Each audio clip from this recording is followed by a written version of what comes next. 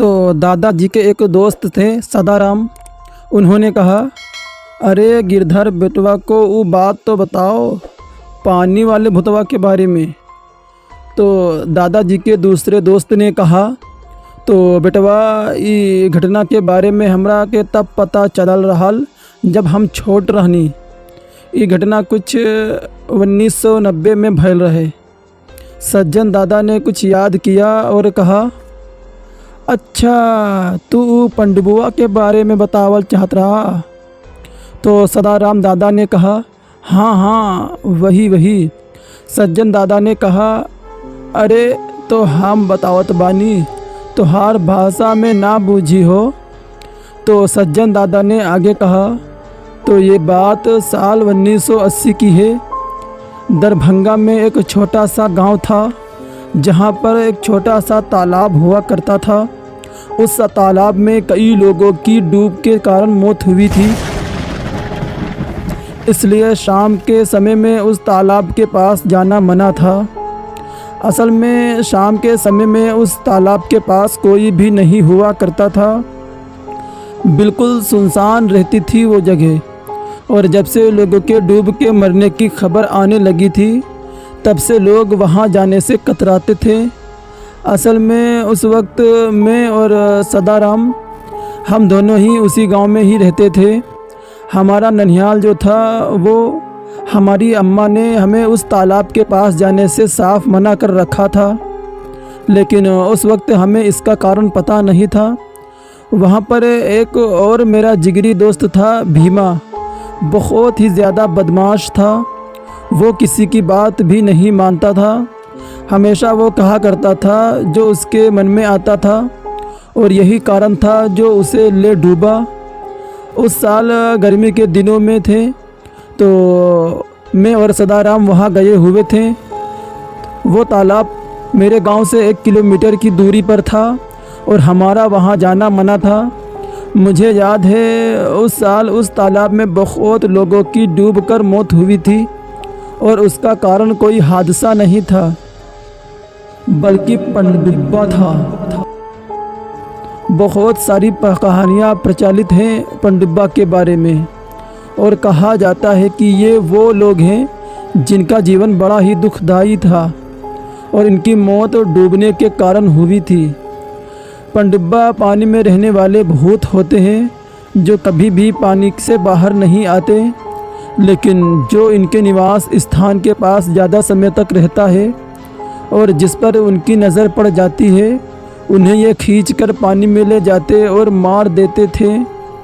उस समय गांव में एक हकीम भी रहा करते थे जिनके बच्चों ने उन्हें काफ़ी बेरहमी से मारा था और फिर बेहोशी की हालत में उन्हें उस तालाब में जा फेंका। उसके बाद उनकी मौत हो गई पानी में डूबकर। बस तब से तालाब में डूबकर मरने वाले लोगों की संख्या बढ़ी। मुझे वो दिन अच्छे से याद है। मैं सदाराम और भीमा गाय चराने के लिए जंगल में गए थे। वो जंगल तालाब के पास ही था। जंगल से जानवरों को चराते हुए हम घर लौट ही रहे थे।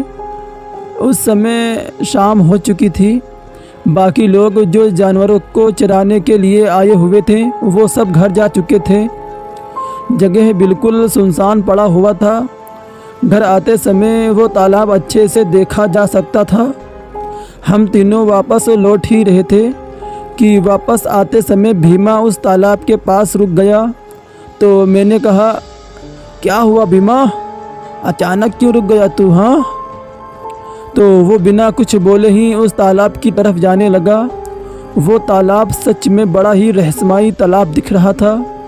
वहाँ के पानी का रंग बिल्कुल भी बदल चुका था क्योंकि पानी ठहरा हुआ था और पानी ख़राब हो चुका था। उसका पानी काला नज़र आता था और उस पानी से काफ़ी बदबू भी आने लगी थी उस पानी से। तो जानवर भी पानी पीने के लिए वहाँ नहीं रुकते थे। फिर न जाने भीमा को क्या मस्ती सूझी कि वो पानी में उतर गया और वो पत्थर के ऊपर बैठ गया। मैंने उसे कहा कि यहाँ बैठना ख़तरनाक हो सकता है, लेकिन वो माना नहीं। वो बोला कि यार मैं चल चल कर थक गया हूँ, आओ थोड़ी देर यहीं बैठ लेते हैं। फिर मैं भी बहुत ज़्यादा थक गया था तो सोचा कि वहाँ जाकर बैठ जाऊँ। फिर मैं और सदाराम हम दोनों साथ में ही बैठ गए, लेकिन पानी से हम दोनों काफ़ी दूर थे। काफ़ी समय तक हम तीनों वहाँ बैठे रहे, लेकिन वहाँ कुछ भी नहीं हुआ। फिर मुझे लगा कि शायद यहाँ पर जो मरे हैं वो किसी हादसे का शिकार हुए होंगे, पर ऐसा था नहीं। अंधेरा छाने लगा था तो मैंने कहा, चल भीमा घर चलते हैं यार, घर वाले परेशान हो रहे होंगे। लेकिन भीमा ने मेरी बात नहीं सुनी और तालाब में पत्थर फेंकने लगा। उसे ऐसा करने में बड़ा मज़ा आ रहा था। मैंने कई बार उसे आवाज़ भी दी, लेकिन वह सुनने का नाम ही नहीं ले रहा था। मैंने सदाराम से कहा, तू चल यहाँ से चलते हैं यार, भीमे का जब मन होगा वो आ जाएगा। फिर हम वहाँ से जाने के लिए निकले ही थे कि अचानक से मेरी नज़र भीमा के ठीक बाजू में बैठे हुए एक बूढ़े आदमी पर गई, जो न जाने कहाँ से वहाँ पर आ गया था। वो एकटक होकर भीमा को निहार रहा था, लेकिन भीमा को बिल्कुल भी होश नहीं था कि उसके बगल में वो बैठा हुआ है। अचानक से उस बूढ़े आदमी ने भीमा का ध्यान अपनी तरफ खींचने के लिए कहा, मुझे सुट्टा चाहिए। भीमा ने झट से उसकी तरफ देखा और उसके चेहरे का रंग उड़ गया। उस बूढ़े आदमी के चेहरे पर कोई भाव नहीं था, वो बस उसे घूरे जा रहा था और बार बार यही कह रहा था कि उसे सुट्टा चाहिए। मैं और सदाराम भी डर गए थे और हमारे मुंह से कोई भी आवाज़ नहीं निकली। भीमा डर के मारे हमारी तरफ देखने लगा। उसने कहा, बचाओ, मुझे बचाओ। भीमा खड़ा होकर हमारी तरफ भागते हुए आ ही रहा था कि कुछ कदम चलने के बाद ही उस बूढ़े आदमी ने उसका पैर खींच लिया। भीमा मुंह के बल गिर पड़ा। फिर उस बूढ़े आदमी ने उसका पैर पकड़कर पानी की तरफ खींचा।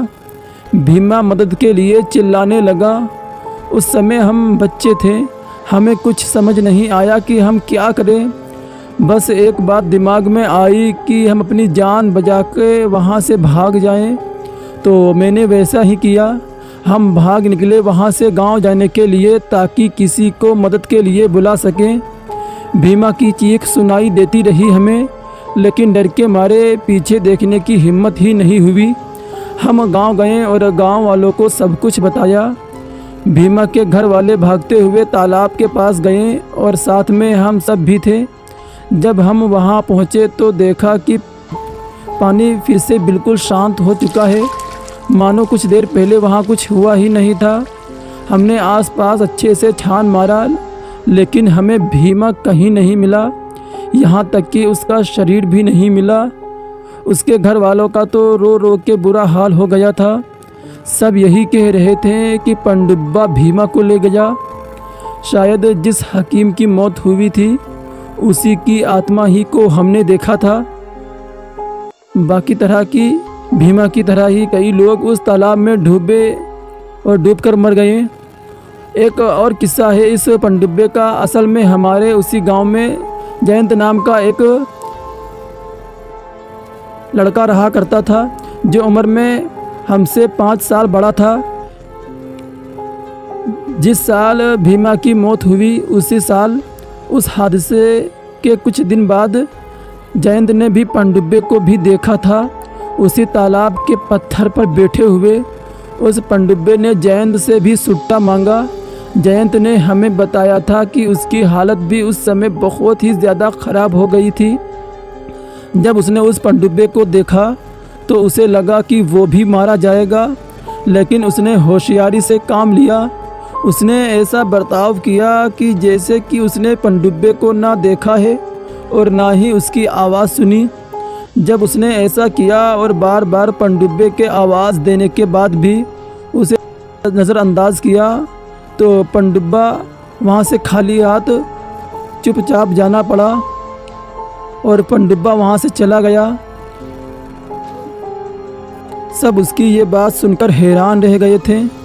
तब से ये बात कही जाने लगी कि जब भी पनडुब्बा से सामना हो तो ऐसे बर्ताव करना चाहिए कि कोई वहाँ है ही नहीं। ऐसा करके ही अपनी ज़िंदगी बचाई जा सकती है। दोस्तों, मेरे बिहार में ऐसी ऐसी चीज़ें पाई जाती हैं, इसका मुझे अंदाज़ा भी नहीं था। मैं कुछ बोलता उससे पहले ही सदाराम दादा कुछ बोल पड़े।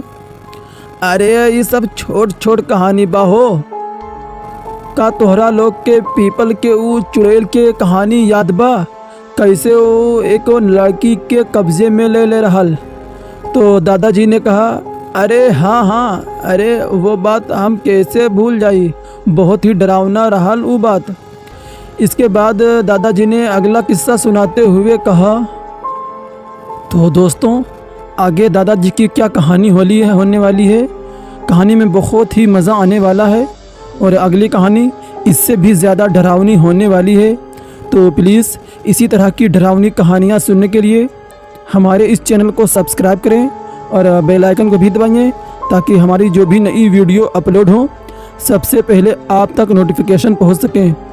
तो फिर आपसे मुलाकात होगी एक और नई वीडियो में। तब तक के लिए bye bye and take care.